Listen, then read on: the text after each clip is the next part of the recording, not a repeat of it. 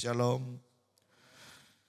Puji Tuhan, mari bersama kita kembali membuka Alkitab kita dari 1 Timotius pasal yang kedua. 1 Timotius pasal yang kedua.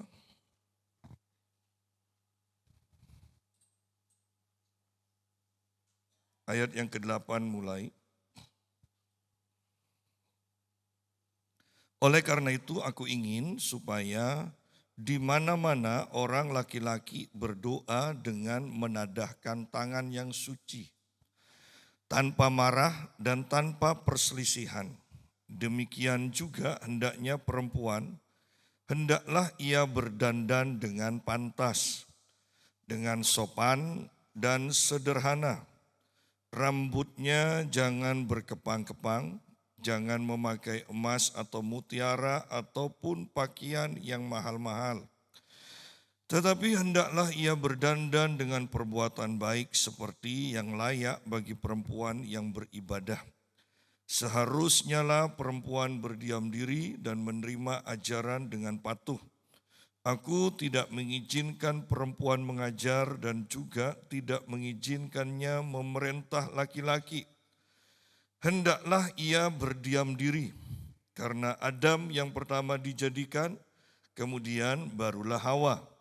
Lagi pula bukan Adam yang tergoda, melainkan perempuan itulah yang tergoda dan jatuh ke dalam dosa. Tetapi perempuan akan diselamatkan karena melahirkan anak, asal ia bertekun dalam iman dan kasih dan pengudusan dengan segala kesederhanaan. Nah, kita akan belajar di sini tentang suami dan istri, tentang laki dan perempuan. Dikatakan ayat 8, oleh karena itu aku ingin supaya di mana-mana orang laki-laki berdoa. Kita berhenti sampai sini aja dulu ya, berdoa. Aku ingin supaya di mana-mana seorang laki-laki itu berdoa. Luar biasanya di sini tidak disebutkan perempuan supaya berdoa, laki-laki yang berdoa. Sayangnya hampir kebanyakan gereja bukan menjadi pelaku firman. Yang berdoa itu perempuan. Ya, yang berdoa perempuan. Yang laki-lakinya kerja. Makanya akhirnya terjadi seperti kisah Lazarus. Lazarus itu kerja sehingga yang ada di rumah Marta dan Maria. Marta melayani Yesus, Maria mendengarkan Yesus berkata-kata. Lazarus bekerja sehingga yang mati Lazarus. Seharusnya kan Lazarus yang berdoa, yang dekat dengan Tuhan. Supaya Lazarus tidak mati. Nah, kita di sini mendapati di kebanyakan gereja yang suka berdoa itu perempuan. Ya. Yang bikin heboh gereja kan berdoa sambil nangis itu perempuan. Ya. Kalau yang laki itu bahkan agak kurang ajar. Orang lagi sibuk-sibuk nyembah nangis, yang laki hanya begitu. Itu kan agak kurang ajar. Padahal perintahnya untuk berdoa loh, bukan untuk santai. Di sini kan bahkan doanya menadahkan tangan, bukan bersedekap, ya kan? Jadi mari kita perhatikan sehingga kita melihat banyak gereja yang tidak dilawat Tuhan, banyak rumah tangga yang tidak dilawat Tuhan. Kenapa? Terbalik, semuanya terbalik. Ya. Yang laki tidak berdoa, seringkali bahkan bangunnya kesiangan. Dan si perempuan tugasnya membangunkan yang laki, membangunkan suaminya. Seharusnya kalau mengacu di sini, seharusnya suami bangun dulu, suami berdoa. Atau suami yang ngajak berdoa, bukan istri. Ya. Kalau mau yang Alkitabiah, ya. Di gereja pun coba lihat. Yang istri yang ke gereja mendoakan suaminya, suaminya kerja. Ya. Nanti baru kalau suaminya mati minta Tuhan Yesus. Si istri minta Tuhan Yesus bangkitkan. Dan Yesus katakan, ya aku bangkitkan di alam kekekalan. Ayo kita lihat di sini. Ini kan ayat yang sederhana. Oleh karena itu aku ingin supaya di mana-mana. Bukan hanya di satu gereja. Di semua tempat orang laki-laki berdoa. Berdoa. Kalau kerja bisa 8 jam. Bahkan kalau diiming-imingi ya uang lembur, kerja bisa 12 jam. Kalau doa, disuruh Yesus itu tidak minta 8 jam loh. 1 jam. Loh padahal kan santai kan doa itu kan hanya duduk. Hanya berlutut. Sikap lain tengkurap. Ya. Loh itu hal yang biasa bagi orang Yahudi berdoa sambil tengkurap. Ya. Bahkan kalau berpuasa mereka biasanya tengkurap itu. Ya. Jadi kita lihat di sini bahwa aneh. Bekerja 8 jam, 12 jam, kalau doa 1 jam tidak kuat. 5 menit bingung apa yang mau dikatakan lagi katanya. Ya. Padahal perintah Tuhan Yesus sekalipun berkata, carilah dahulu kerajaan Allah dan kebenarannya, baru yang lainnya ditambahkan. Kita kan enggak. Kerja dulu nanti kalau umur 60 tahun, kalau sudah 70 tahun, baru mau beribadah benar-benar. Kalau mau dimasukkan nanti kalau sudah 70 tahun, baru mau berdoa sungguh-sungguh. Zaman sekarang 70 tahun sudah tidak akan sibuk dengan doa. Sibuk dengan urusan keluar masuk rumah sakit. Anda tidak akan sempat doa sudah. Coba kalau Anda sudah sakit misalnya kanker. Bisa Anda berdoa sambil tersenyum. Kan doanya harus mengucap syukur kan. Berarti kan di sana terkandung senyuman. Kalau sudah nyongronyo. Ya kan? Masihkah Anda berdoa dengan tersenyum? Ya. Jadi mumpung masih sehat, mumpung sekarang, ayo jadi pelaku firman yang laki-laki berdoa. Ya, berdoa. Kalau di agama tetangga kita bagus, yang laki-laki jadi imam.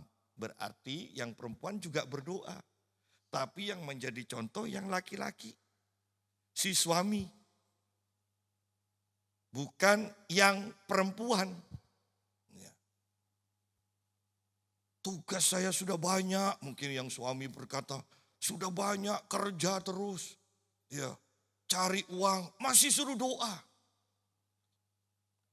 Iya kamu enak. Mungkin sudah kemudian kan biasanya orang kan nyalahkan. Suami nyalahkan istri. Iya kamu enak di rumah. Ya.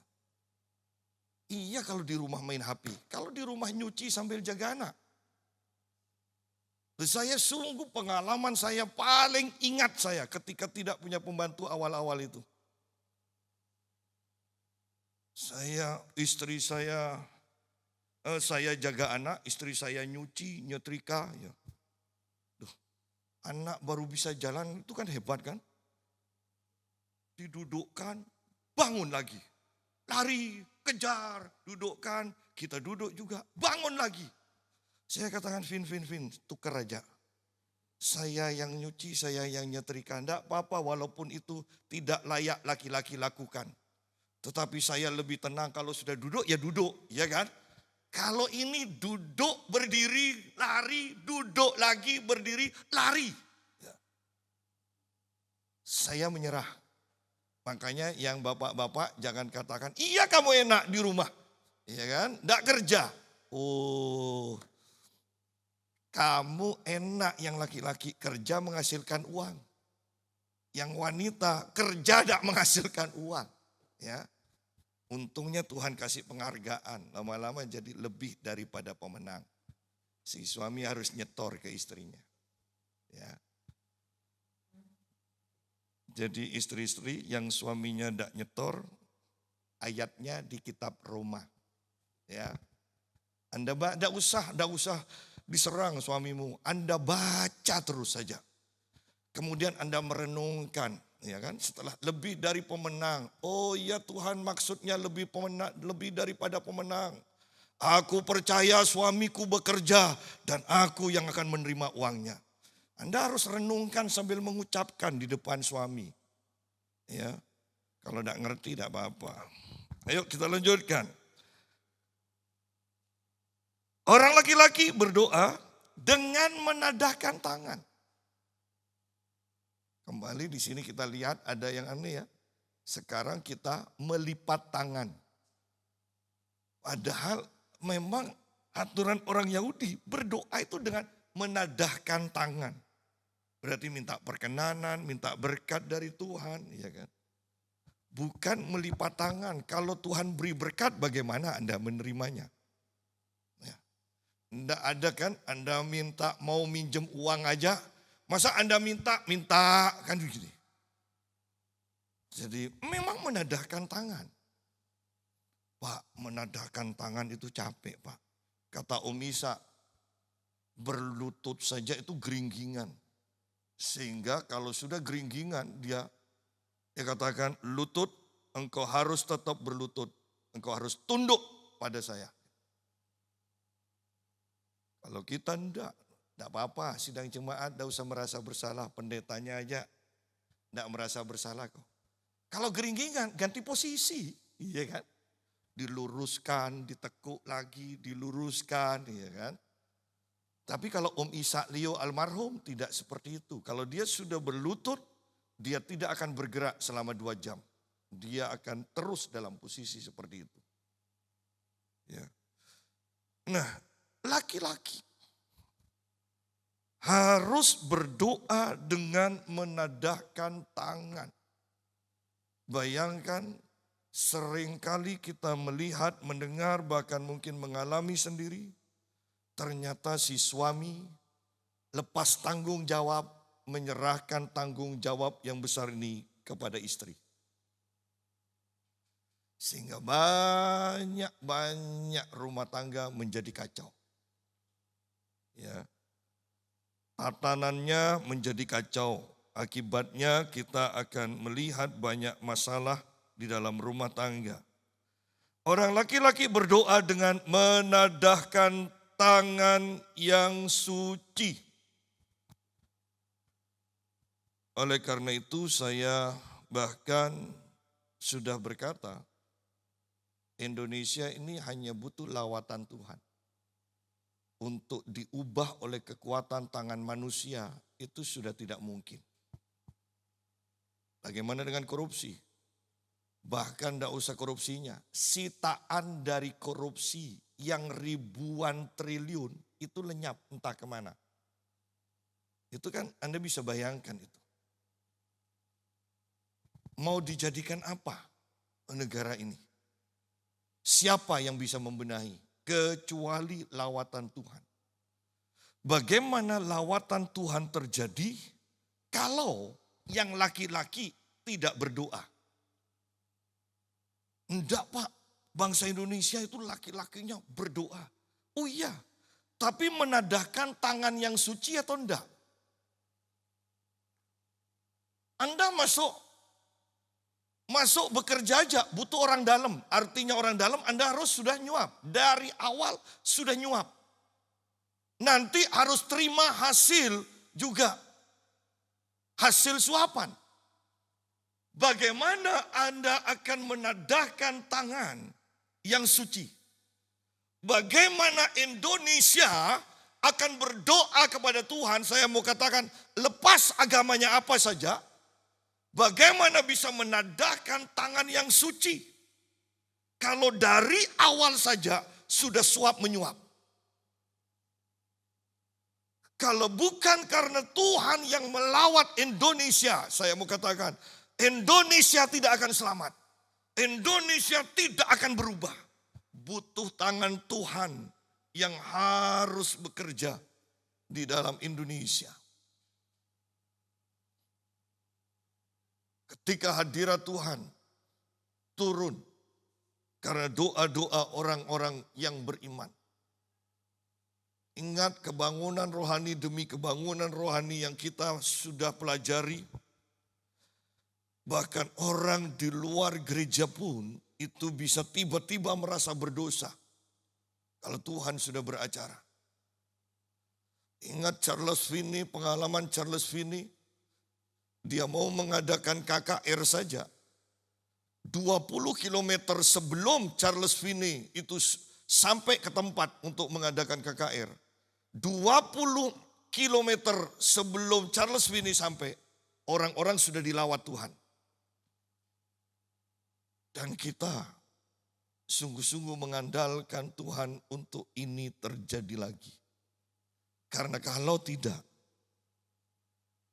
bagaimana Indonesia akan berubah? Ayo, siapa yang bisa memecahkan masalah di Indonesia untuk berubah? Orang koruptornya aja ketangkap bisa dada. Iya kan? Kalau di Jepang, rakyat tidak terima dengan gaya pemerintahannya saja, mereka akan menundukkan diri dan mundur dari jabatan. Indonesia hebat, keluar dari penjara dapat jabatan lain lagi. Untuk korupsi di bidang yang lain. Lalu, bagaimana akan berubah? Dalam keadaan seperti ini saya mengatakan, mari minimal orang-orang Kristen di sini Tuhan berkata, yang laki-laki hendaklah berdoa. Berdoa dengan tangan yang suci. Artinya hidup dalam kekudusan. Karena kalau sudah bicara kekudusan, maka laki-laki, karena yang paling gampang selalu ini dikaitkan, wah laki-laki mata keranjang, ya kan? Kalau perempuan kan hanya mulutnya ember kan. Tapi kan kalau ember sama mata keranjang kok kelihatannya lebih berat mata keranjang. Padahal sama-sama nanti gandengan ke neraka juga. Ya. Tetapi ini di pandangan manusia. Nah sekarang menadahkan tangan yang suci, laki-laki harus hidup suci, hidup kudus. Mau di rumah, mau di pekerjaan, mau dimanapun juga. Sehingga dengan hidup kudus, seorang laki-laki akan punya wibawa. Itu tidak usah dipelajari di sekolah. Untuk mempunyai wibawa bagaimana, jalannya bagaimana, tidak perlu. Ketika engkau hidup kudus, hidup suci, engkau akan punya wibawa. Ya. Orang-orang akan menghargaimu. Setan pun menghargaimu. Ya. Tanpa marah. Tanpa marah. Laki-laki, ya. Berarti kalau perempuan kalau marah itu masih dimaklumi. Kalau laki-laki di sini dikatakan tanpa marah. Bisa apa enggak? Bisa, perintahnya ada kok. Tanpa marah. Ya. Mau atau enggak? Nah, itu yang jadi masalah kita sendiri. Ya. Kita seringkali kalau marah-marah, oh darah tinggi. Bukan, itu marah. Itu dosa, bukan penyakit. Ya, sekarang kan semuanya penyakit. Suka nyuri katanya penyakit. Bukan, itu dosa. Marah bukan penyakit darah tinggi. Marah itu dosa. Kalau memang Anda darah tinggi, minum obat kemudian tidur. Beres sudah. Kalau Anda masih tidur sambil marah, nah Tuhan pun angkat tangan. Ya kan? Jadi tanpa marah. Ya. Kapan terakhir kali kita marah? Yang laki-laki? Kapan terakhir kali marah? Ya Pak, tanggal 20 ke atas itu biasanya suka marah. Ya. Ada lagi kalau sekarang bukan 20 ke atas katanya. Tanggal 1 senyum, tanggal 2 sudah marah-marah lagi. Ya. Tanpa marah dan tanpa perselisihan. Tanpa perselisihan. Makanya orang laki itu seharusnya kalau kerja ya sudahlah kerja. Tidak usah ngurusi yang lain. Ya. Yudas Iskariot urusannya uang. Tapi kok ngurusi orang ngasih ngurapi Yesus. Ya, itu bukan urusannya. Ya. Jadi urusannya Yudas adalah menerima uang, bertanggung jawab dengan penerimaannya itu. Bukan ngurusi orang memakai uangnya sendiri itu. Oh harus begini, Bukan. Yudas itu bendaharanya Yesus. Bukan bendaharanya Maria. Ya kan? Kalau semuanya diurusi, gampang berselisih. Ya, gampang berselisih. Jadi kalau kita semua yang laki-laki ngurusi urusannya sendiri, tidak akan berselisih. Ya. Di gereja aja urusannya pendeta, mau yang laki-laki itu ngurusi juga. Urusan pendeta ya sudahlah. Bagiannya pendeta, urusannya jemaat yang laki-laki ya sudah urusi. Itu akan aman. Bukan saya mau katakan bukan tanpa peduli kepada orang lain. Tetapi ayo masing-masing kerjakan bagiannya sendiri-sendiri. Semuanya akan menjadi baik. Ya.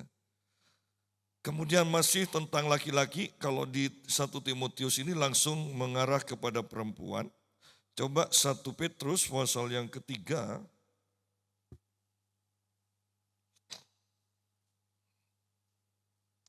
Ayat yang ke-7. Saya tapi heran. Ayat untuk wanita itu lebih banyak loh.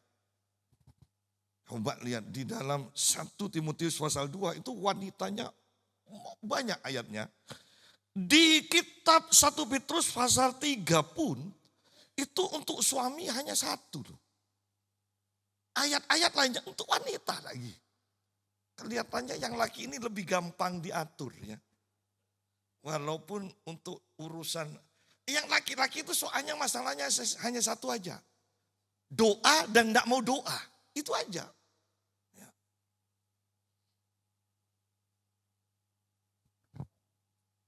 Ayat 7. 1 Petrus 3 ayat 7. Demikian juga kamu hai suami-suami. Hiduplah bijaksana dengan istrimu. Ya. Ingat. Hidup bijaksana dengan istrimu, bukan istri orang lain. Loh, kan banyak suami-suami kalau ke istrinya suka marah-marah. Kalau ke istrinya orang lain kok senyum terus. Berarti kan tidak bijaksana ini. Istrinya tidak pernah dilihat. Kalau lihat orang cantik istrinya orang lain, dilihat. Sampai jalan aja mesti begini kan. Ya. Itu enggak bijaksana. Minimal ya jangan ketahuan lah.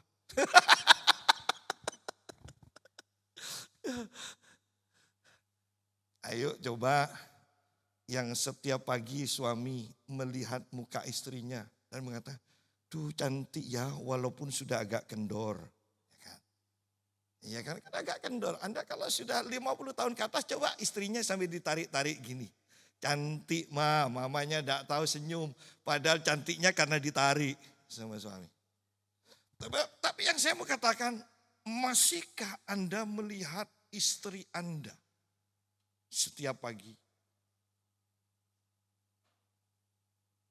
Atau sudah tidak sempat lagi? Ya.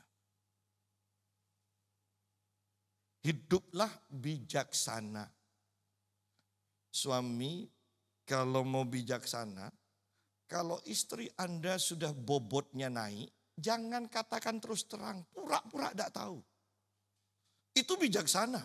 Daripada Anda terus terang menimbulkan pertengkaran. Minimal istri Anda tidak akan masak itu. Kok tidak masak mah? Katanya bobot naik. Kan supaya turun, enggak masa. Kan repot juga kan.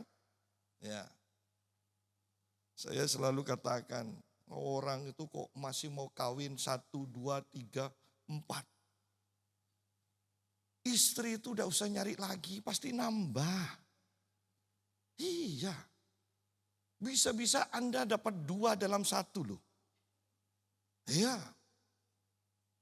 Awalnya 50 kilo, Anda bisa dapat yang 100 kilo loh. Kan itu 2 dalam 1 kan.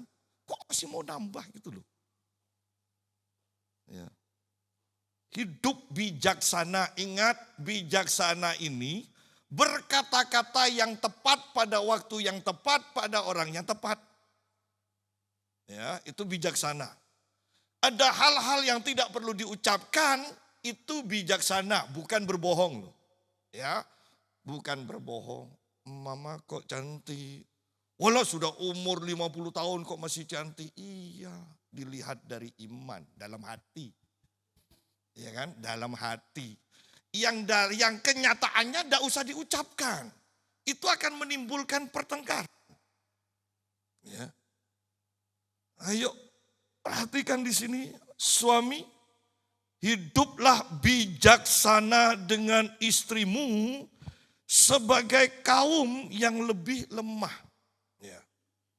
Artinya bijaksana berarti suami harus melindungi istri, harus menolong istri. Jangan menolong dan melindungi istri orang lain. Sebaik apapun, secantik apapun, yang namanya bijaksana, Anda suami harus mengatakan istri saya lebih baik, lebih cantik. Kenapa? Karena Anda tidak sempat meneliti luar dalam istrinya orang lain dan jangan disempat-sempatkan. Ya. Jadilah suami yang bijaksana. Hormatilah mereka sebagai teman pewaris dan kasih karunia, yaitu kehidupan, supaya doamu jangan terhalang. Perhatikan di sini, hormatilah mereka sebagai teman pewaris dari kasih karunia. Berarti kalau kita tidak menghormati suami istri kita, maka kasih karunia kita tidak sempurna loh. Karena sebagai suami istri, maka kasih karunia yang diterima oleh Tuhan, dari Tuhan, itu harus diterima oleh suami dan istri. Kalau itu kira-kira kita akan dapat hadiah, tetapi syaratnya kalau raja misalnya memberi, ada hadiah besar, dipanggil, itu hanya bisa diterima kalau suami istri datang bersama-sama. Kalau salah satunya yang datang, yang lain tidak datang, itu belum bisa diterima. Jadi di sini betapa pentingnya hidup sebagai suami istri ini. Karena kasih karunia yang diterima sebagai suami istri hanya bisa diterima oleh suami istri. Bukan oleh salah satunya. Ya. Hormatilah mereka sebagai teman pewaris dari kasih karunia, yaitu kehidupan, supaya doamu jangan terhalang. Sudah pakai nama Yesus doa, pakai darah Yesus, Bapa, Anak, Roh Kudus sudah disebut semua. Kok tidak dijawab doanya? Nah, pertanyaannya, apakah engkau menghormati istrimu? Jangan berkata istri orang lain lebih baik. Jangan juga menjelek-jelekan istri kita kepada orang luar. Itu hormat namanya. Kalau Anda menjelek-jelekkan istri Anda kepada orang lain, Tetapi di dalam rumah Anda sok baik pada istri. Itu namanya penjilat dan munafik.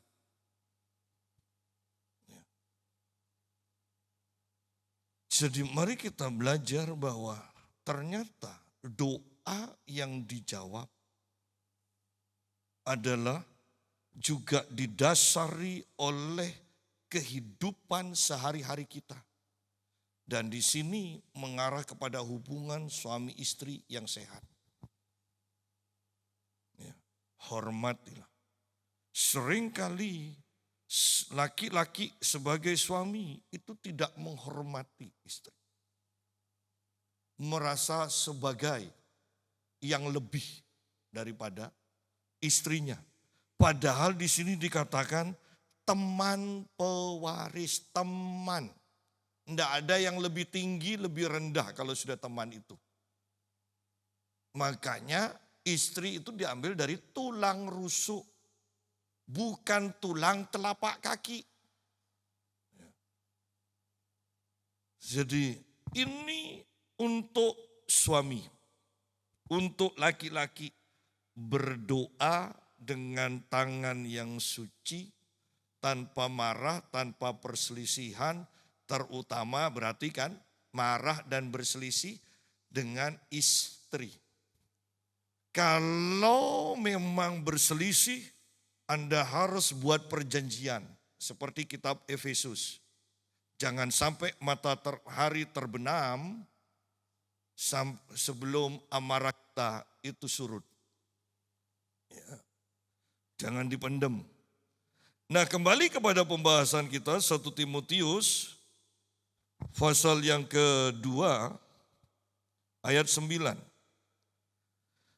Demikian juga hendaknya perempuan, hendaklah ia berdandan dengan pantas. Berdandan loh ya, perempuan jangan tidak berdandan. Di sini berdandan dengan pantas. Ya. Rambutnya jangan berkepang-kepang. Jangan memakai emas atau mutiara ataupun pakaian yang mahal-mahal. Tetapi hendaklah ia berdandan dengan perbuatan baik seperti yang layak bagi perempuan yang beribadah. Berarti wanita itu harus berdandan. Iya. Tetapi harus mengutamakan manusia rohani kita, manusia batiniah kita dibandingkan manusia jasmani kita. Apakah manusia jasmani kita harus didandani juga? Iya. Seandainya mengacu kepada ayat lain, latihan badani itu terbatas gunanya. Tetapi kan harus latihan. Kalau tidak latihan, sebaik apapun manusia rohanimu, kalau engkau sudah dari muda sudah lumpuh, tidak bisa apa-apa, percuma. Tidak ada orang yang bisa kita jamah kecuali hanya melalui doa. Jadi latihan badani, olahraga, itu terbatas gunanya. Tapi kan kita tetap olahraga. Supaya tubuh kita sehat. Tetapi lebih berguna, bermanfaat, latihan rohani, ibadah. Kenapa? Karena ibadah itu untuk kehidupan sekarang berguna, berdampak untuk orang lain, untuk kehidupan kekal kita ada jaminan masuk surga. Kalau latihan olahraga, tidak ada jaminan untuk ke surga. Tapi di bumi bisa sehat, itu saja. Sama di sini, ingat wanita-wanita berdandan dengan pantas. Yang luar berdandan tapi sederhana, tidak usah terlalu menghabiskan waktu. Ya. Biasanya kan yang laki-laki selesai dulu, yang perempuan nanti belakangan. Dari ini saja nanti akan menimbulkan pertengkaran. Selalu terlambat. Nah, kalau sudah satu bilang selalu terlambat, yang perempuan akan mengatakan selalu lebih cepat. Sudah ada tengkar sudah. Ya. Kenapa? Orang alamatnya tidak mungkin pindah. Kan gitu kan, yang terlambat kan. Ya. Iya mah, tapi tidak dapat tempat duduk yang enak di depan. Halah ke gereja aja, pura-pura terlambat cari tempat duduk di belakang. Kan menang terus kan. Ya.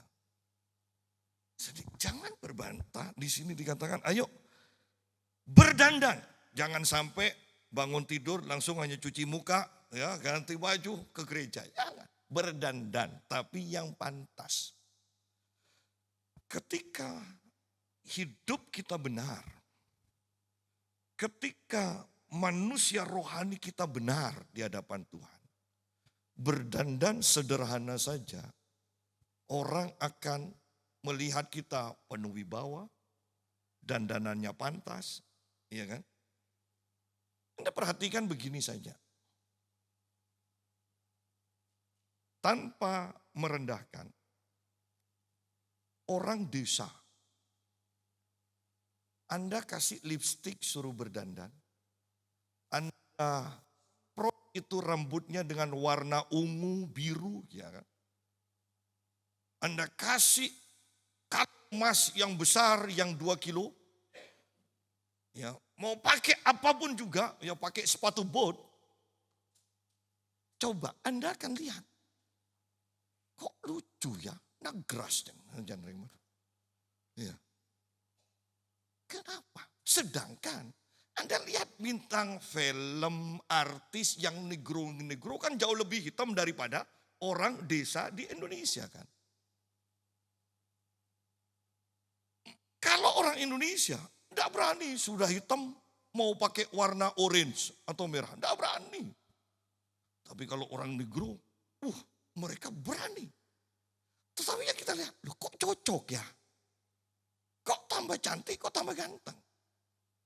Kalau orang desa misalnya Indonesia yang sudah hitam sawo matang aja belum hitam, ya. Kalau orang negro kan bisa sampai biru, hitam, ungu nyampur, ya. Ini sawo matang aja pakai baju merah atau oranye, enggak berani. Ya. Apalagi suruh pakai hitam. Tidak berani. Kenapa? Tidak cocok. Berarti sebenarnya bukan pakaian jasmaninya itu yang tidak cocok. Pola pikirnya ini. Minimal kalau bukan orang Kristen ya, kita bicara pola pikir, jiwanya, bukan rohnya. Jiwanya ini loh belum diperbarui. Ketika jiwanya belum diperbarui, dan jasmaninya saja yang diperbarui, tidak cocok ketika dipakai. Ya, tidak cocok. Anda bisa bayangkan, anggaplah orang yang suci. Mau Tuhan Yesus, mau orang Buddha, orang Hindu. Itu kan pakai. Kan hanya kain-kain dililit-lilitkan. Kok kelihatannya pantas? Coba orang yang tidak beribadah suruh pakai seperti itu. Ya. Tak pantas. Artinya bahwa jiwa dan jasmani itu jangan sampai timpang. Masuk lebih dalam orang Kristen. Bukan hanya jiwa yang dituntut, manusia rohnya, hatinya harus benar. Baru mau pakai apapun yang sederhana. Jangan tidak pakai apa-apa.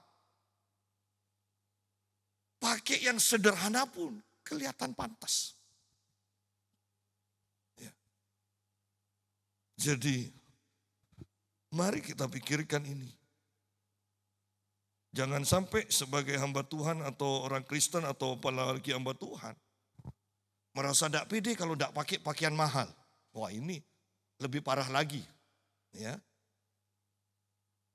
Dan laki lagi, ya. Padahal kalau laki kan pokoknya sudah pakai pakaian, jangan sampai tidak pakai pakaian.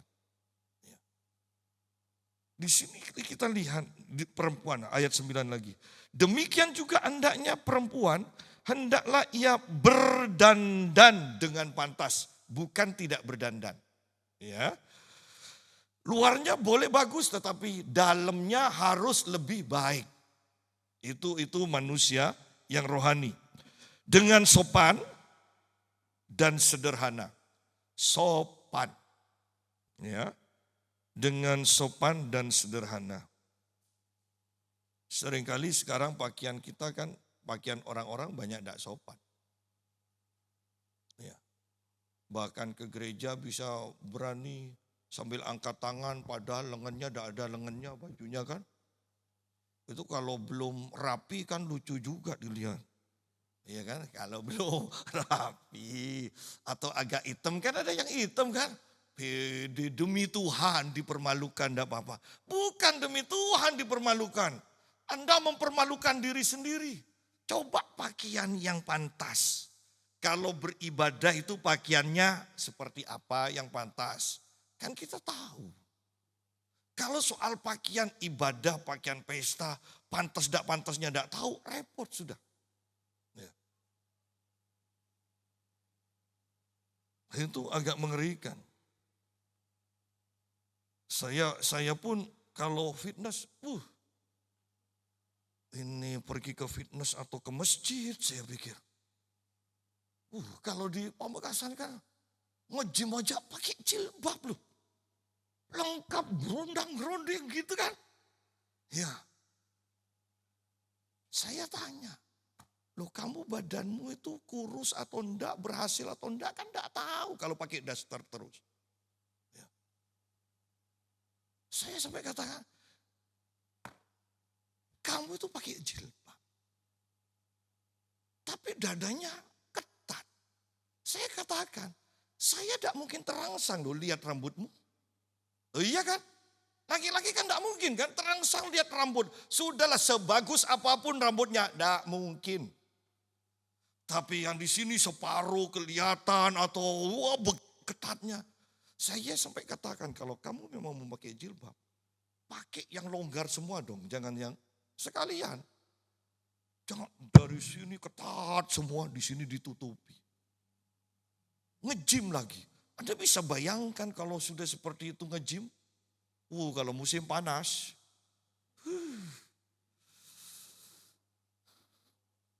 Jangan bayangkan nanti muntah sendiri. Ya. Jadi tidak pantas. Bayangkan kalau Anda renang di kolam renang kemudian pakai pakaian seperti itu. Kemudian renang pakai jilbab segala macam. Tidak pantas. Kalau ke pengajian, saya bilang gitu. Kalau ke pengajian silakan. Ya, ada hal-hal sama kok. Ke gereja pun, ayo. Ya, yang pantas. Ya, tidak usah emasnya dipakai semua. Ya, yang tidak punya emas, ya kan? Iya kan?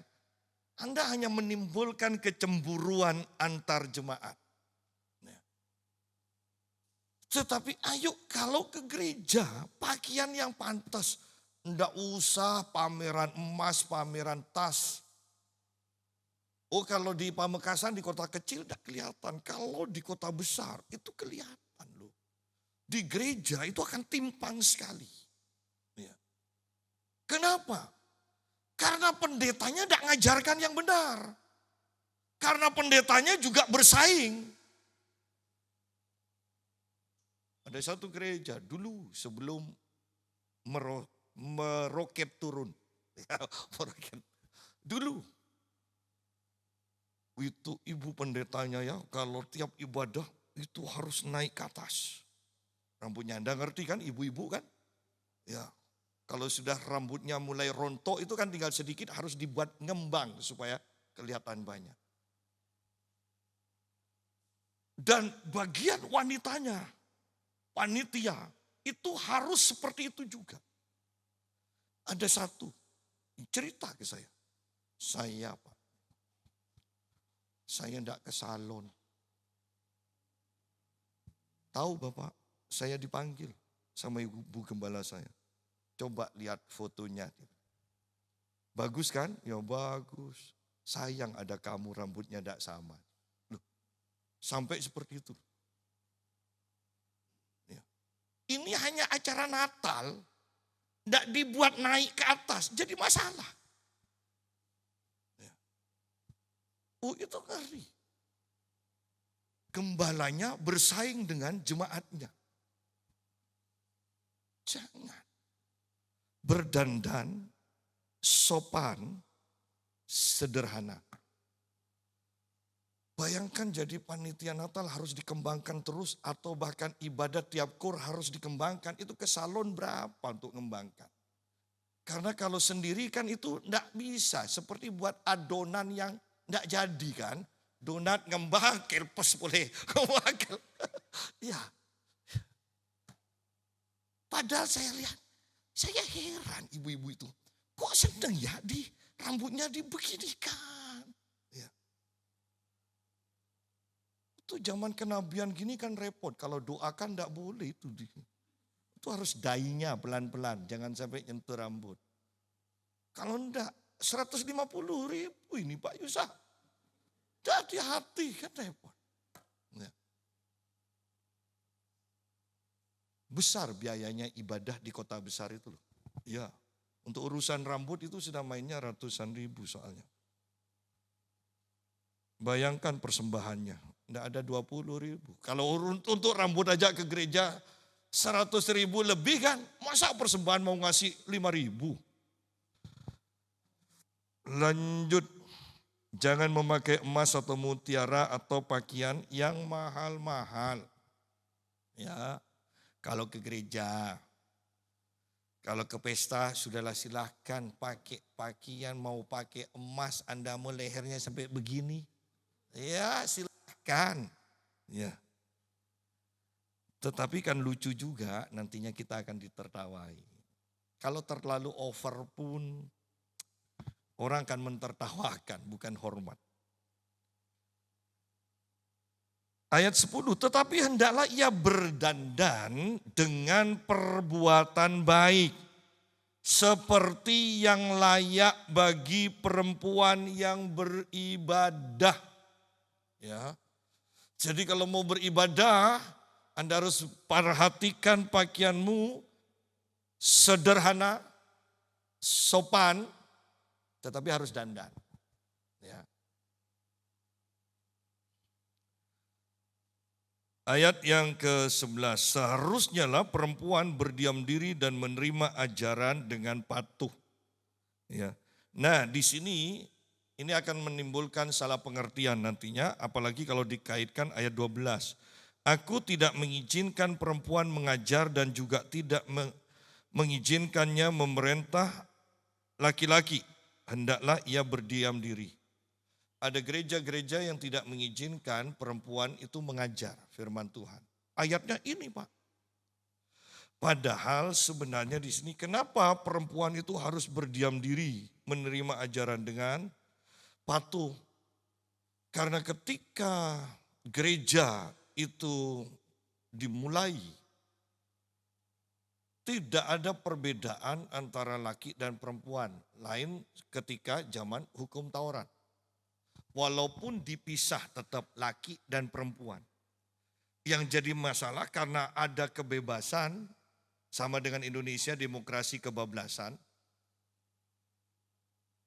Dalam ibadah ketika penyampaian firman Tuhan, wanita-wanita itu kan jaraknya jauh dengan suaminya.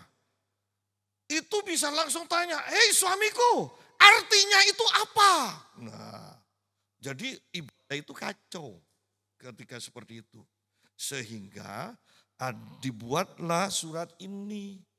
Wanita harus berdiam diri, kalau enggak itu bisa teriak-teriak tanya waktu ibadah bukan di rumah. Ya, kita harus mengerti sejarahnya. Kemudian aku tidak mengizinkan perempuan mengajar dan juga tidak mengizinkannya memerintah laki-laki. Hendaklah ia berdiam diri. Ada seorang hamba Tuhan yang mengartikan ayat ini dari bahasa aslinya. Dikatakan begini, sebetulnya ini berbeda jauh dengan maksud tulisan dengan bahasa aslinya. Bahasa aslinya kira-kira berkata begini, kira-kira ya.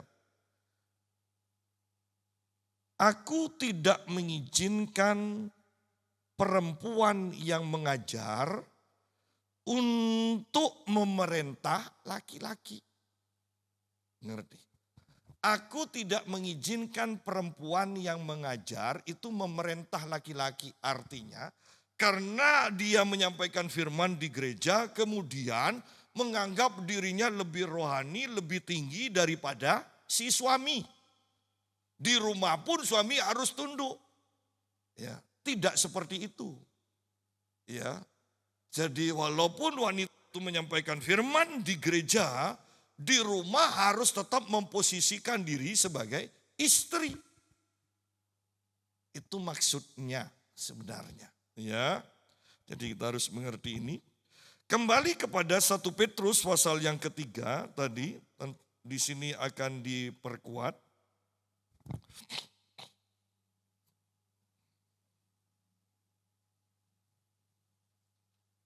Ayat pertama mulai.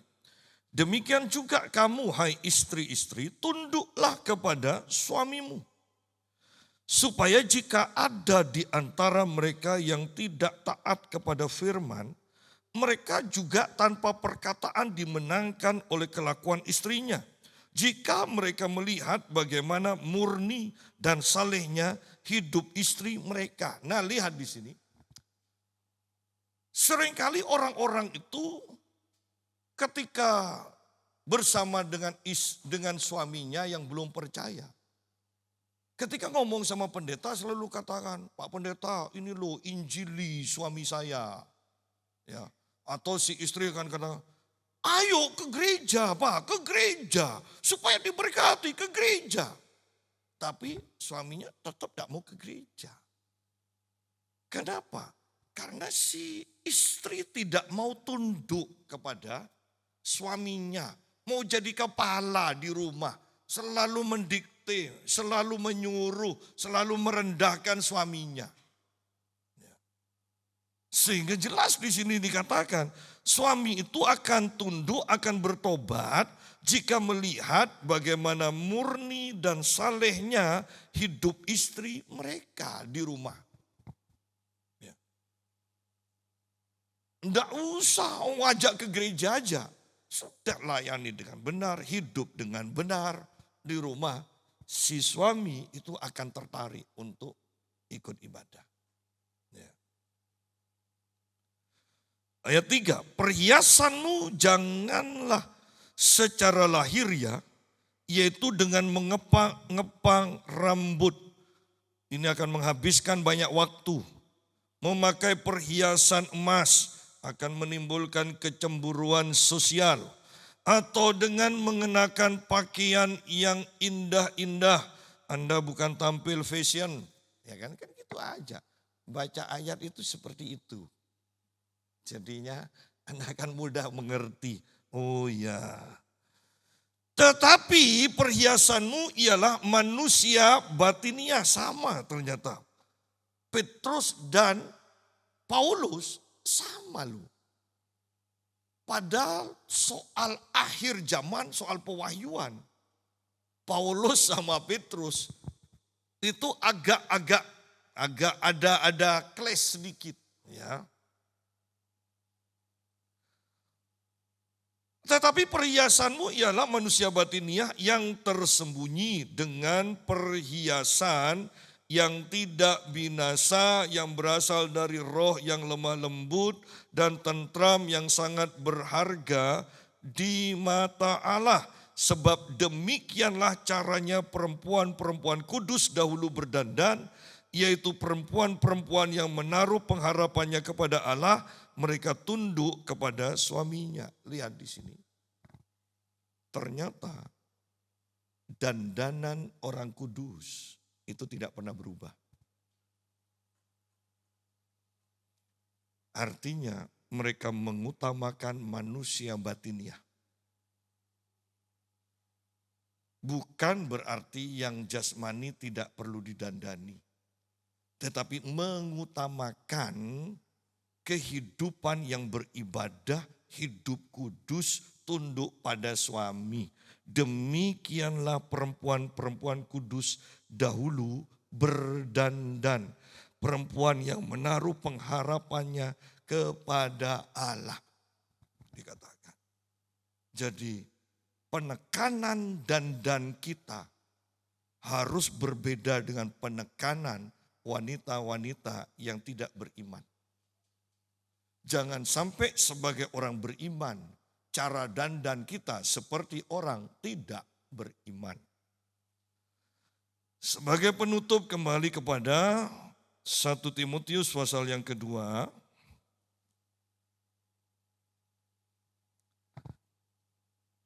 Ayat 13 sampai 15. Karena Adam yang pertama dijadikan, kemudian barulah Hawa. Lagi pula bukan Adam yang tergoda, melainkan perempuan itulah yang tergoda dan jatuh ke dalam dosa.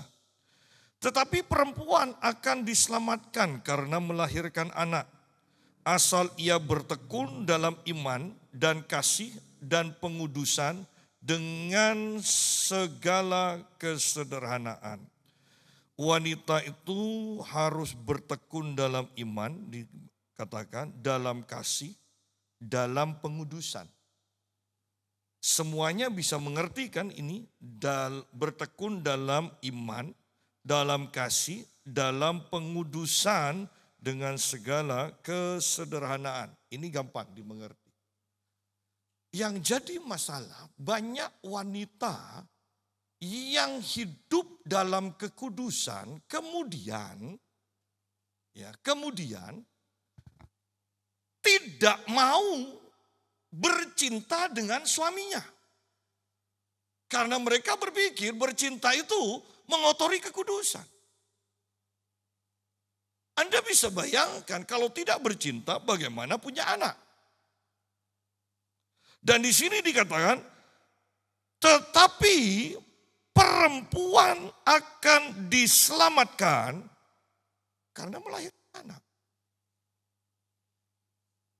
Ada suami istri yang menikah tapi dengan perjanjian, tidak ingin punya anak.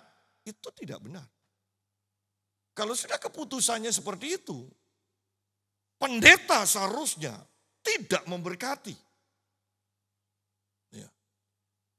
Karena tujuan untuk menikah itu ya punya anak, salah satunya, ya kan? Saya mau katakan, jangan terjebak mengacaukan kekudusan dengan berpikir kalau saya berhubungan dengan suami saya, istri saya, kekudusan saya akan berkurang. Oh tidak. Ya. Justru semakin mencintai istri, mencintai suamimu, bercinta dan menghasilkan anak. Justru itu adalah kekudusan yang benar di hadapan Tuhan. Tuh ada orang-orang yang aneh loh. Kawin, sungguh-sungguh dengan Tuhan, lebih sungguh-sungguh dengan Tuhan. Kemudian tidak tertarik untuk bercinta. Anda menjadi batu sandungan. Anda juga mencemari imanmu. Jadi jangan, seharusnya ketika engkau semakin beribadah dengan benar, engkau akan semakin mencintai suamimu, engkau akan semakin mencintai istrimu. Dan adalah hal yang wajar, yang benar, suami istri itu bercinta. Bukan hanya gandengan, bukan hanya pergi ke kafe, nongkrong, ngomong suami istri. Bukan, bercinta. Dan kalau masih di bawah 40-50 tahun, silakan punya anak. Ya kan? Jangan takut punya. Bayangkan orang-orang Kristen sekarang juga bahkan bukan hanya tidak ingin punya anak, tapi juga tidak punya anak karena takut biaya sekolah mahal. Loh, untuk Anda hamil dan nanti anak Anda dilahirkan butuh 9 bulan. 10 bulan, anggap 10 bulan. Dari anak Anda lahir sampai nanti kuliah yang ditakutkan atau SMA, masih berapa tahun lagi? Katanya Tuhan bisa mengubah keadaan ekonomi kita dalam sekejap kalau Tuhan mau. Apalagi ini dikasih waktu 20 tahun. Masa Tuhan tidak mampu mengubah kita? Ayo pikirkan ini. Ya. Jadi kita sebagai orang Kristen sudah tidak usah naik turun surga terus ya. Tetapi kita ayo bagaimana rumah tangga kita. Hiduplah yang benar. Saya menemukan orang-orang yang konseling. Beberapa. Ketika mereka hidup semakin kudus dengan Tuhan. Terutama wanita. Kemudian mereka tidak tertarik bercinta dengan suaminya. Ada yang salah. Kau sedang masuk dalam penyesatan. Karena keinginan Tuhan saja ketika kau menikah adalah beranak cucu. Oh, beranak cucu tidak hanya mengucapkan kata-kata iman kemudian Anda brojol punya anak. Ya. Makanya saya bilang masih belum hamil. Makanya jangan tidur berdua suami istri itu. Ya, bangun berdua. Ya. Kalau tidur berdua, tidak mungkin punya anak. Ya. Bangun, baru Anda punya anak. Ya, mari mengertilah bahwa ingat hubungan suami istri tidak akan mempengaruhi atau membuat engkau merosot dalam kekudusan. Justru hubungan yang benar dalam iman. Ketika imanmu itu naik, engkau akan semakin mencintai suamimu, mencintai istrimu, dan engkau akan bercinta. Saya tekankan, bercinta, bersetubuh dengan suami istri sebagai suami istri, tidak akan membuat imanmu merosot, tidak akan membuat engkau semakin tidak layak di hadapan Tuhan. Karena seringkali pikiran ini, beberapa suami istri tercemar gara-gara pemikiran yang salah ini. Ya. Terlihat bahkan ketika suami istri sepakat dalam segala hal, maka suami yang berdoa, doanya tidak akan terhalang. Ya. Bagaimana kalau suami kecewa? Ya doanya terhalang. Bagaimana suami tidak menghargai istri? Doanya akan terhalang. Bagaimana kalau istri ngomel-ngomel, suami mangkel, doanya terhalang. Ya. Mari berdoa dan belajar supaya apa yang membuat doa kita terhalang, kita selesaikan sehingga doa-doa kita dijawab oleh Tuhan. Mari kita berdoa.